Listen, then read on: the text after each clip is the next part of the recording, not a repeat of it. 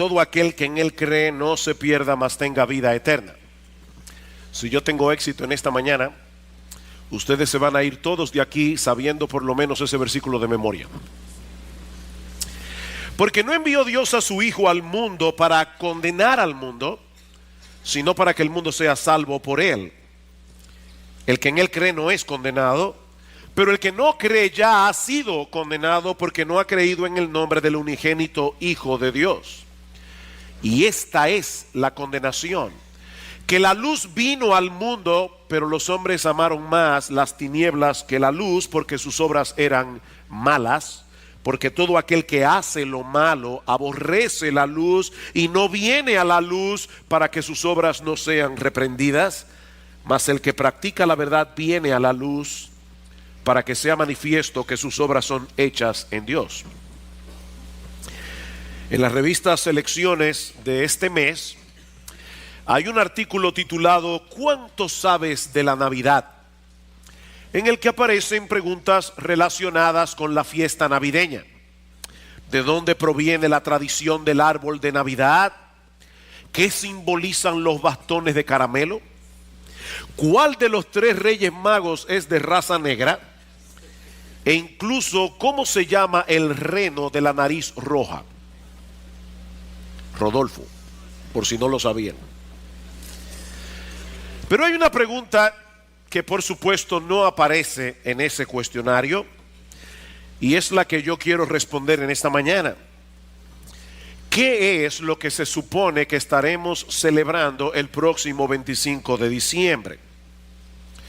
Yo creo que si hacemos esa pregunta en un centro comercial en estos días, es probable que muchos respondan que estamos celebrando el nacimiento del niño Jesús.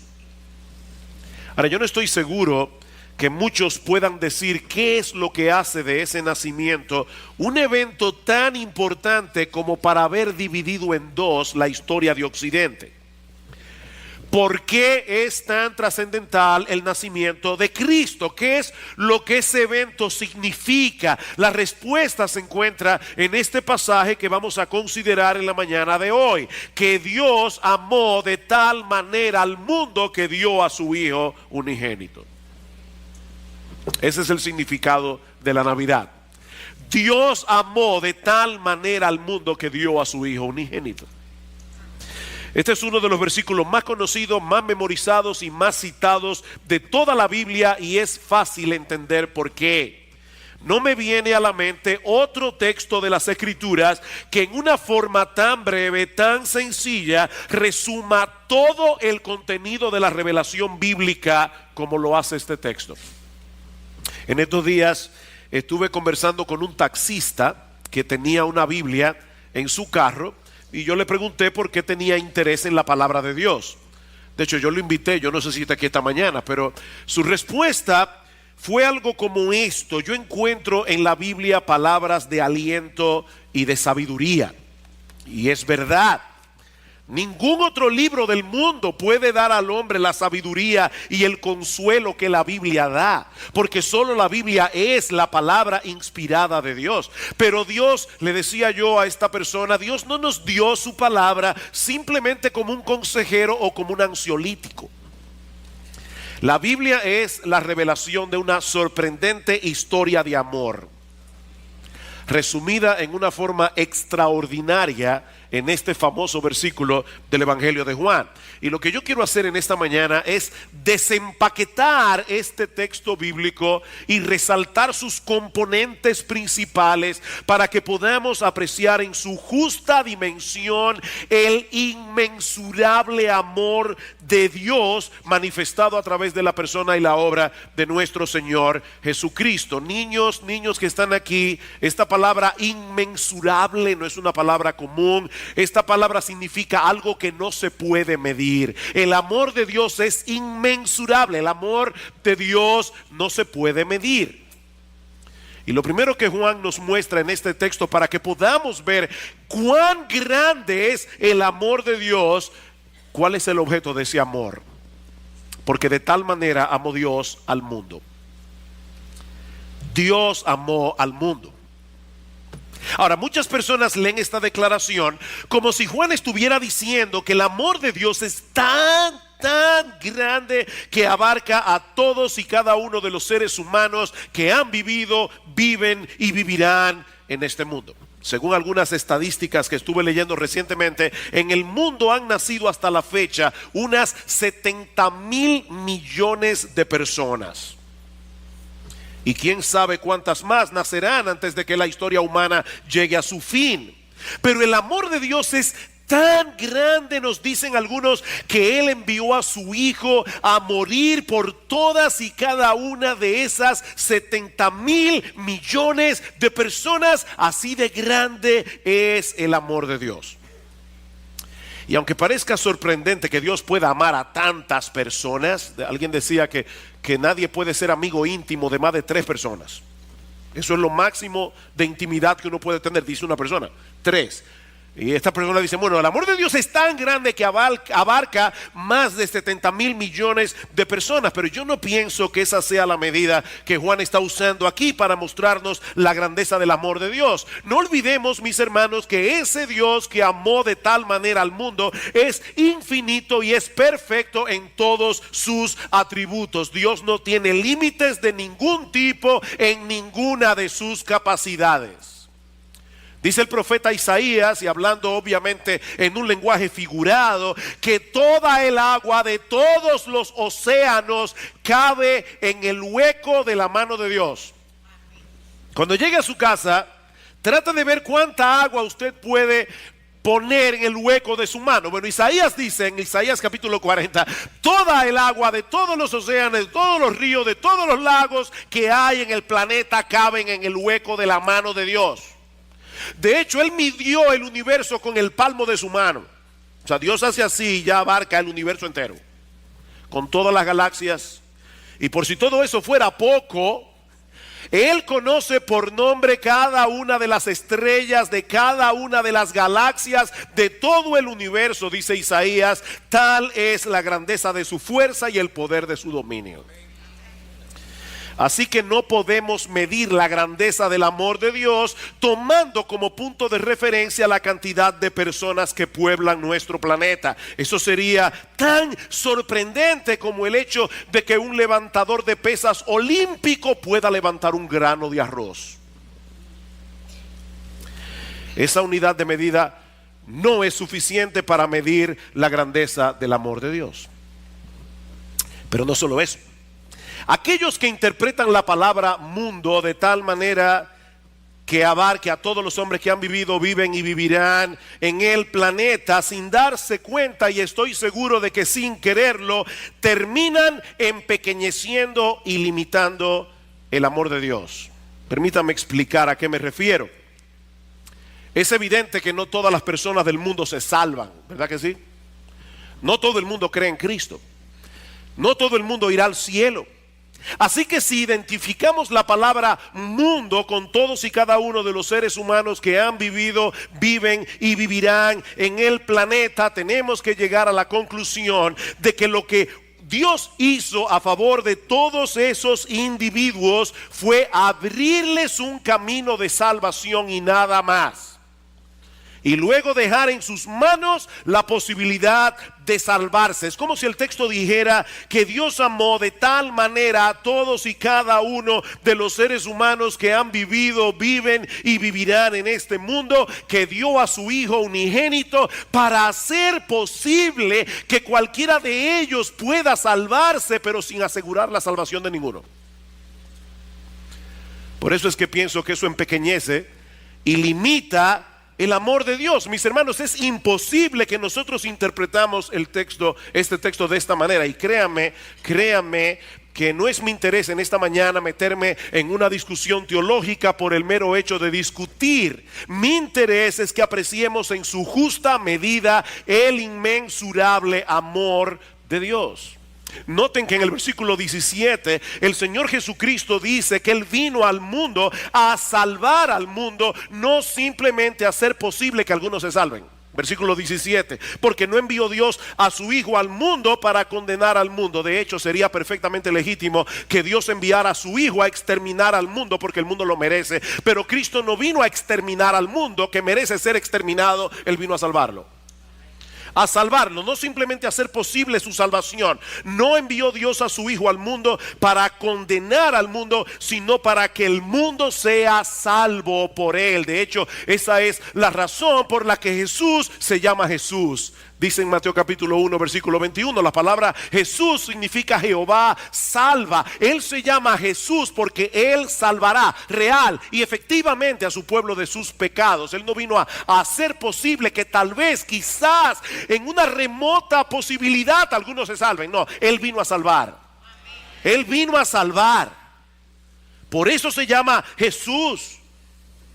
Pero por el otro lado, mis amados hermanos, si Dios dejara en nuestras manos la decisión final de aceptar a Jesús, nadie sería salvo.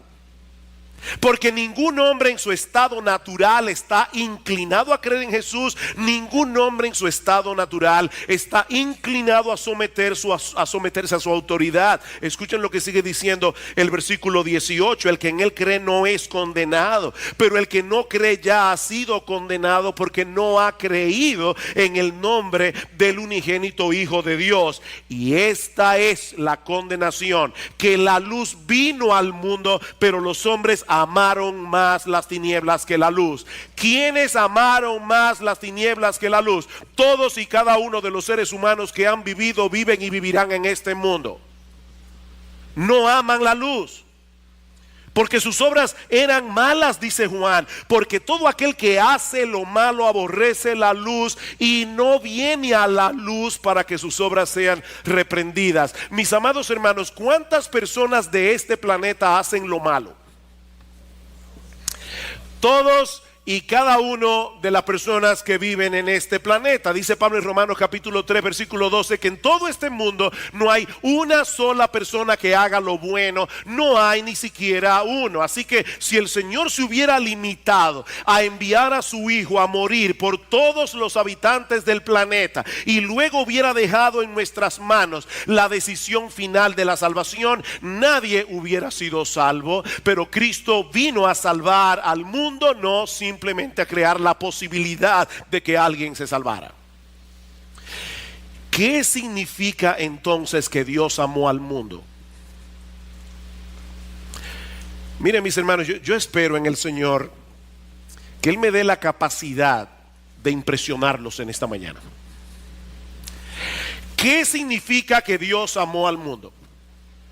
Bueno, cuando Juan usa la palabra mundo en su evangelio, generalmente es para referirse al sistema de maldad imperante en el mundo y que se opone radicalmente a Dios y a sus caminos. Hace poco nosotros estuvimos estudiando aquí el discurso del aposento alto, los capítulos 13 al 16 del evangelio de Juan. Y uno de los temas prominentes de ese discurso es la oposición que el mundo levanta contra los cristianos por el mero hecho de ser cristianos.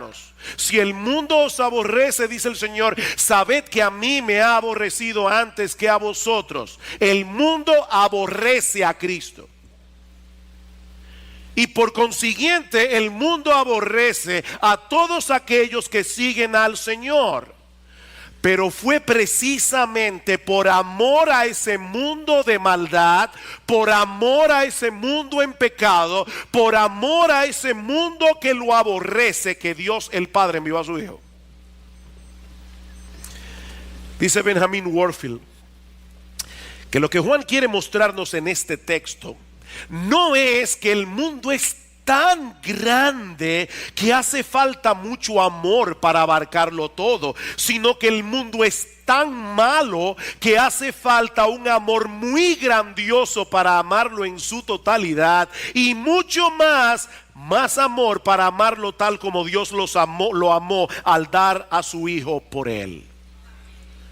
Ese es el énfasis del texto. Ese Dios, sigue diciendo Warfield, cuya santa justicia se inflama de indignación ante la visión de toda iniquidad y cuya absoluta santidad se aparta con horror ante cualquier impureza. Ese Dios ama a este mundo en pecado a pesar de todo.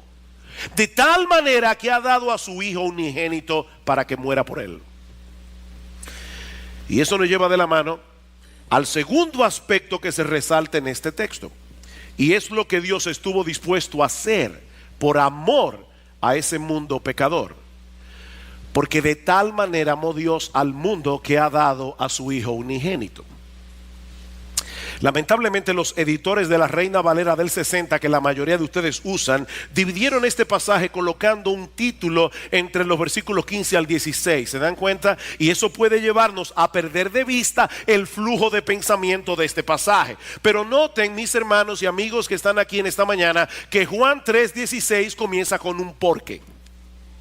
Un porque de tal manera. Lo que quiere decir que Juan 3:16 está conectado con el diálogo de Jesús con Nicodemo que se relata en los versículos anteriores y sobre todo con los versículos 14 y 15. Nosotros veíamos la semana pasada que el Señor está haciendo alusión en esos versículos a un episodio muy conocido en la historia de Israel para ilustrarle a Nicodemo la naturaleza de su misión en el mundo. En un momento en que los israelitas habían pecado gravemente contra Dios, camino a la tierra de Canaán, fueron castigados por medio de serpientes venenosas que mordían al pueblo. Los israelitas reconocen su pecado y le piden a Moisés que interceda por ellos, y como respuesta a su oración, Dios le ordena hacer una serpiente de bronce, para que todo aquel que mirare a la serpiente después de hacer mordido fuera librado de los efectos mortales del veneno. Y ahora el Señor le dice a Nicodemo que esa serpiente de bronce levantada por Moisés en el desierto no era más que un símbolo de su propia muerte en la cruz del Calvario. Versículo 14. Y como Moisés levantó la serpiente en el desierto, así es necesario que el Hijo del Hombre sea levantado en la cruz, para que todo aquel que en él cree no se pierda, mas tenga vida eterna. Eso es lo que se supone que celebramos en la Navidad.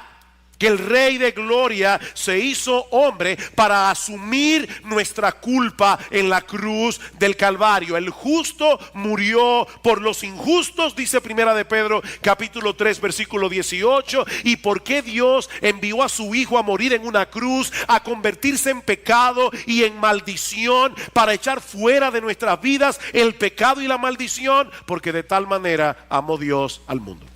Esa es la explicación. Es tal la intensidad del amor de Dios que pudo vencer su propia animadversión hacia la pecaminosidad del mundo y entregar lo que Él más ama por un mundo que lo odia. Eso es lo increíble. Dios pudo vencer su propia animadversión hacia la pecaminosidad del mundo y entregar por ese mundo lo que Él más ama a pesar de que el mundo lo odia. Esa es la gran enseñanza de Juan 3:16. Fue por amor que Dios entregó a su Hijo unigénito. Por ese mundo que le dio la espalda. Por ese mundo que pisotea su ley moral constantemente. Miren, mis hermanos, por la forma como el mundo celebra el nacimiento de Cristo en estos días, es obvio que el mundo no entiende qué fue lo que sucedió en Belén hace 2000 años. El mundo no lo entiende. Y Dios sabía de antemano que eso iba a ocurrir. Dios sabía de antemano que el mundo no apreciaría en su justa dimensión la dádiva de su amor, pero aún así entregó a su Hijo. Por amor a ese mismo mundo. Y por favor, creyentes que se encuentran aquí hoy en esta mañana, no olviden ni por un momento que todos nosotros pertenecíamos a ese mundo antes de venir a Cristo en arrepentimiento y fe. Tú y yo éramos parte de ese sistema. En ese mismo texto que citábamos en Juan capítulo 15, dice en el versículo 19, si fuerais del mundo, le dice Cristo a sus discípulos, si fuerais del mundo, el mundo amaría a los suyos, pero porque no sois del mundo, antes yo os elegí del mundo, por eso el mundo os aborrece. Ustedes también pertenecían al mundo, pero yo los escogí, yo los saqué de ese sistema de maldad para que sean míos, y es por eso que ahora el mundo los aborrece. De manera, mis hermanos, que la única razón por la que hoy estamos en Cristo y ya no pertenecemos al mundo no es porque nosotros éramos menos malos que los demás, éramos más inteligentes. Cuando nos predicaron el evangelio, de inmediato nosotros captamos la verdad que estaba detrás de ese mensaje y lo abrazamos de todo corazón. No, de hecho es muy probable que la razón haya sido exactamente otra. Dios estaba buscando lo más vil, lo más necio, y te encontró a ti y me encontró a mí. Dice 1 Corintios capítulo 1. No, esa no fue la razón por la que nosotros hoy estamos en Cristo. Nosotros estamos hoy en Cristo porque Dios nos amó cuando nosotros no lo amábamos. Dice en 1 de Juan capítulo 4 versículo 19 que nosotros le amamos a Él porque Él nos amó primero. En otras palabras, el amor de Dios nos conquistó. El amor de Dios venció nuestra hostilidad. El amor de Dios nos atrapó y nos atrajo con cuerdas de amor a la cruz del Calvario. Y Él continuará haciendo eso con muchos otros pecadores hasta que Cristo regrese en gloria, manteniendo abierta la puerta de la salvación de par en par a través de la predicación del evangelio. Y eso nos lleva al tercer elemento que debemos resaltar en este pasaje: la extensión del amor de Dios. Porque de tal manera amó Dios al mundo que ha dado a su Hijo unigénito para que todo aquel... ¿Escuchaste esa frase?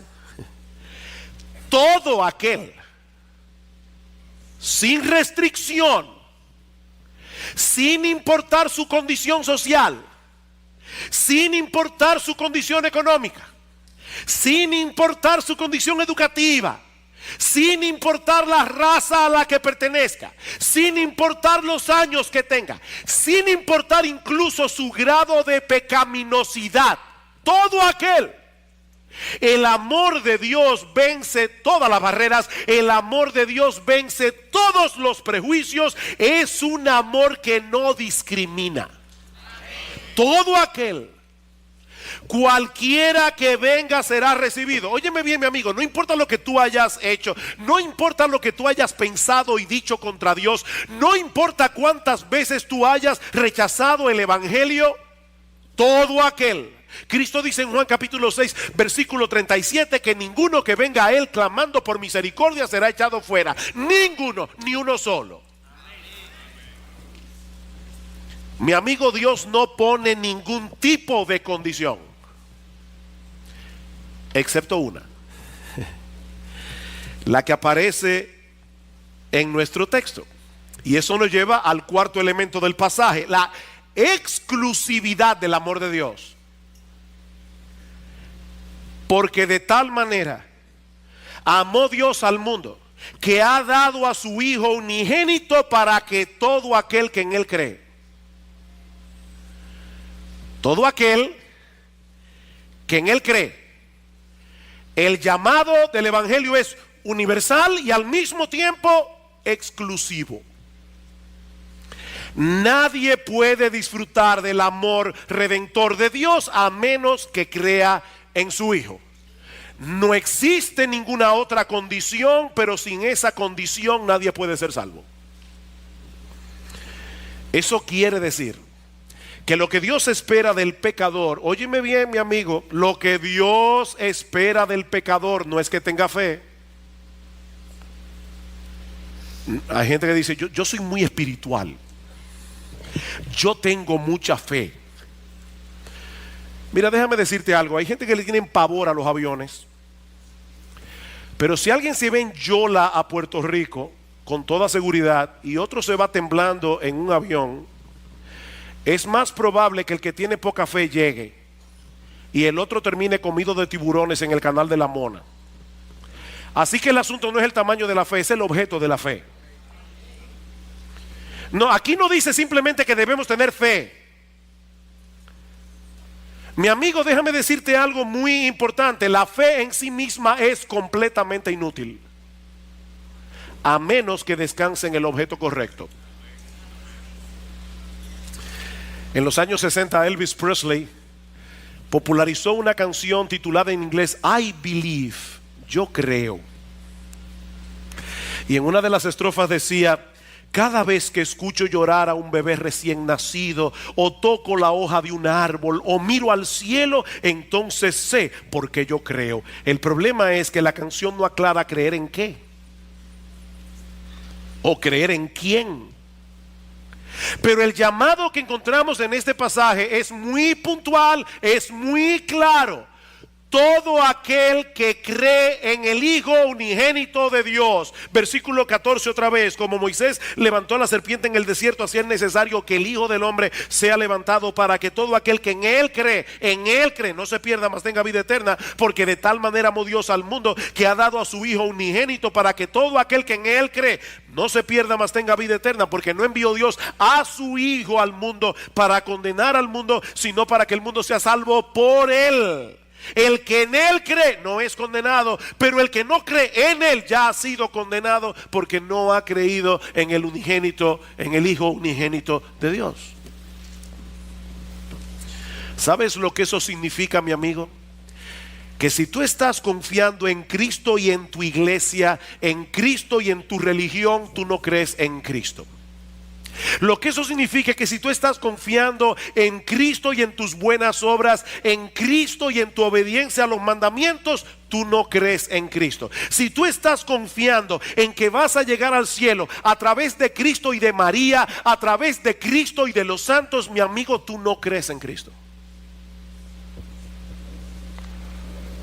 Creer en Cristo, y esto es importante subrayarlo, creer en Cristo es creer en Cristo y en nadie más. Ni en ti, ni en tu iglesia, ni en tu religión, ni en tu decencia, ni en nadie más. Es creer en Cristo y solo en Cristo.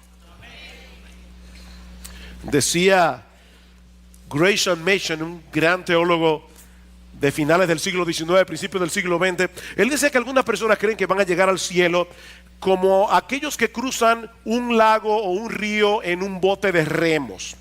Si usas únicamente el remo de la fe, ¿qué va a pasar? Vas a dar vuelta en círculo. Si usas únicamente el remo de las obras, va a suceder lo mismo, solo que en el sentido opuesto. Pero si usas el remo de la fe y el remo de las obras, vas a poder cruzar el río y llegar al otro lado. Esa sería una buena ilustración, decía Gresham Machen, si fuéramos a llegar al cielo en bote. Pero resulta que nadie va a llegar al cielo en un bote de remos. El que llegue al cielo va a llegar únicamente por medio de Jesucristo. Yo soy el camino, yo soy la verdad, yo soy la vida. Nadie, ¿y a quién incluye ese nadie? A todos. Nadie viene al Padre sino por mí. Mi amigo, todas las otras vías inventadas por el hombre te llevarán a un destino equivocado. No importa lo sincero que puedas ser en tu creencia. Si te tomas un negro eterno, para los que no saben, eso es un veneno. Pues si te tomas un negro eterno o un trespasito creyendo que es un jugo de naranja, te vas a morir igual, no importa la fe que tengas. Dicen Proverbios que hay caminos que al hombre le parecen derechos, pero su fin es camino de muerte. De hecho, y yo sé que si lo que yo he dicho hasta ahora puede sonar extraño, esto sí que va a sonar extraño. El asunto ni siquiera radica en el hecho de que creas en Cristo. ¿Me oíste bien? El asunto ni siquiera radica en el hecho de que creas en Cristo. Es que creas en Cristo tal como Él es presentado en el Evangelio. ¿Y cómo Cristo es presentado en el Evangelio? Como el único que puede salvar a los pecadores y satisfacer plenamente tu alma inmortal. Yo soy el pan de vida, dice el Señor en Juan capítulo 6, versículo 35. El que a mí viene nunca tendrá hambre, y el que en mí cree no tendrá sed jamás. En otras palabras, solo yo puedo satisfacer plenamente a todos aquellos que creen en mí, que creen que acerca de Cristo, que solo en Él hay plena salvación, que solo en Él hay plena satisfacción. Así que no tiene sentido que alguien diga creer en Cristo, y mucha gente dice creer en Cristo. No tiene sentido que alguien diga creer en Cristo si al mismo tiempo no ve a Cristo como un tesoro de incalculable valor por el que vale la pena perderlo todo. Si tú no ves a Cristo de esa manera, tú no crees en Cristo. Los que creen en Cristo son personas que ven a Cristo como un tesoro de incalculable valor por el cual vale la pena perderlo todo. Es así como el Señor describe la conversión en Juan capítulo 13, versículo 44. El reino de los cielos es semejante a un tesoro escondido en un campo, el cual un hombre halla, lo esconde de nuevo y gozoso por ello va y vende todo lo que tiene y compra aquel campo. Él encontró un tesoro, Cristo. Él esconde el tesoro y va donde el dueño y le dice: ¿cuánto tengo que darte por el campo? Mira, no vas a poder comprármelo porque tienes que darme tu vida entera. No hay problema, eso es una ganga. Para obtener a Cristo no hay ningún problema. Dice, también el reino de los cielos es semejante a un mercader que busca buenas perlas, que habiendo hallado una perla preciosa, fue y vendió todo lo que tenía y la compró. A veces uno le está predicando el evangelio a las personas y dicen: ¿y qué yo tengo que dejar para ser cristiano? Mire, cuando alguien le haga esa pregunta, sígale predicando, porque él no ha entendido. Él no ha entendido. Uno de los grandes problemas de muchos púlpitos en el día de hoy es que llevan a las personas a hacer una decisión por Cristo, pero presentándolo como una especie de póliza de seguro. Vas a tener una vida feliz, una vida exitosa, tu matrimonio será pleno, tus hijos serán obedientes, siempre tendrás salud, y para colmo, cuando mueras vas al cielo. No, mira, déjame decirte algo. Es muy probable que si te conviertes a Cristo y tu esposo o tu esposa no se convierte, vas a tener un problema mayor en tu casa. Es probable que si te conviertes a Cristo y tus hijos no se convierten, vas a tener un serio problema en el seno de tu familia. Y aún así vale la pena seguir a Cristo. No, Cristo no es un medio para lograr un fin. Él es el fin. Él es la meta a la que Dios quiere llevarnos a través de la fe. Y eso nos lleva al último elemento que encontramos en este texto, y es el resultado del amor de Dios. Escuchen otra vez. Porque de tal manera amó Dios al mundo, que ha dado a su Hijo unigénito, para que todo aquel que en Él cree no se pierda, mas tenga vida eterna.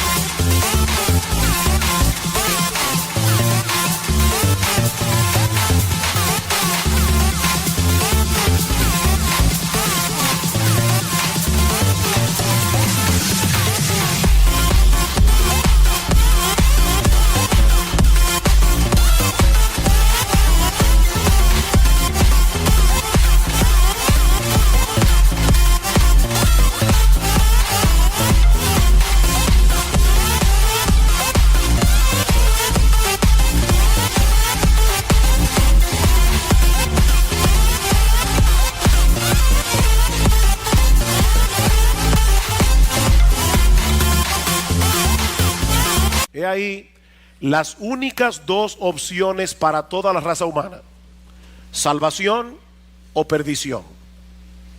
Y óyeme bien, mi amigo, si tú estás aquí en esta mañana, debes entender que tú estás en uno de los dos grupos. No hay tres, no hay cuatro, solo dos: salvación o perdición, vida eterna o condenación. Y lo que hace la diferencia es únicamente la fe en nuestro Señor Jesucristo.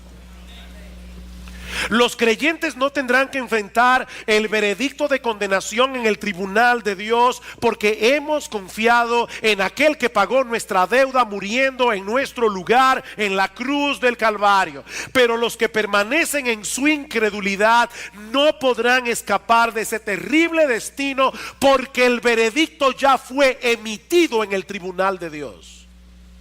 El que en él cree no es condenado, pero el que no cree ya ha sido condenado, porque no ha creído en el nombre del unigénito Hijo de Dios. De hecho, eso es lo que el Señor repite otra vez en el versículo 36: el que cree en el Hijo tiene vida eterna, pero el que rehúsa creer en el Hijo no verá la vida, sino que la ira de Dios está sobre él.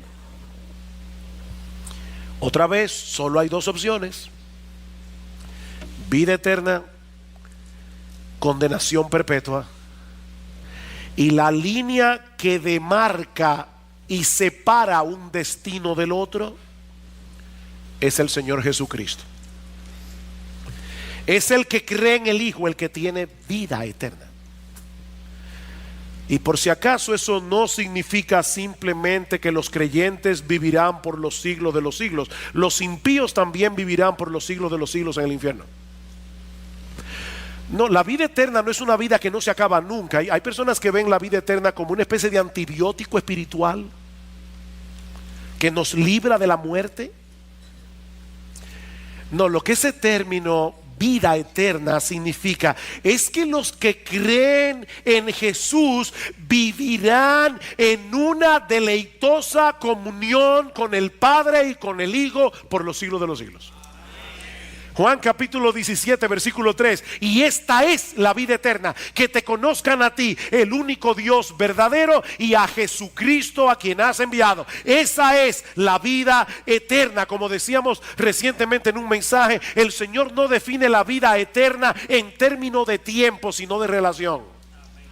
De hecho, Juan capítulo 1 versículo 1: en el principio era el verbo era con Dios, el verbo era Dios, todas las cosas por él fueron hechas, y sin él nada de lo que ha sido hecho fue hecho. En él estaba la vida, y la vida era la luz de los hombres. ¿Qué es la vida? El Espíritu Santo trae su luz, abre nuestros ojos y nos hace ver lo hermoso, maravilloso, extraordinario que es nuestro Señor Jesucristo. La vida eterna es tener comunión con Él. Por eso alguien decía: el cielo es el cielo porque Cristo va a estar allí. Y aún el infierno sería el cielo si Cristo estuviera allí. El cielo es el cielo porque Cristo estará allí. Todo aquel que cree en Jesús como un Salvador todo suficiente recibirá por medio de la fe el perdón de todos sus pecados y el don de la vida eterna, que no es otra cosa que una deleitosa y perpetua comunión con Él. Y eso es lo que el mundo está supuesto a celebrar el próximo 25 de diciembre. El inmensurable amor de Dios mostrado a través de la persona y la obra de nuestro Señor Jesucristo a favor de una raza de gente pecadora que lo aborrece, para que todo aquel que deposita su fe en Jesús reciba el perdón de todos sus pecados y el don de la vida eterna. Y ahora yo te pregunto, ¿cuál será tu respuesta en esta mañana al incomprensible, sorprendente, maravilloso, extraordinario amor de Dios en Cristo? Mire, déjenme decirles algo: el amor de Dios es un misterio. El amor de Dios es un misterio.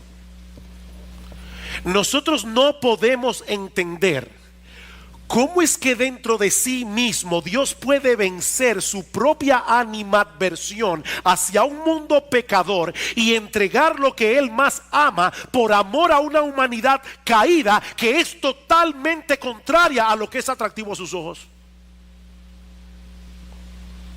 Yo no entiendo el amor de Dios. ¿Cómo es que Dios puede amar a un mundo que al mismo tiempo le causa repulsión? Y por amor a ese mundo que le causa repulsión por causa de su pecado, Él entregó lo que Él más ama. Yo creo que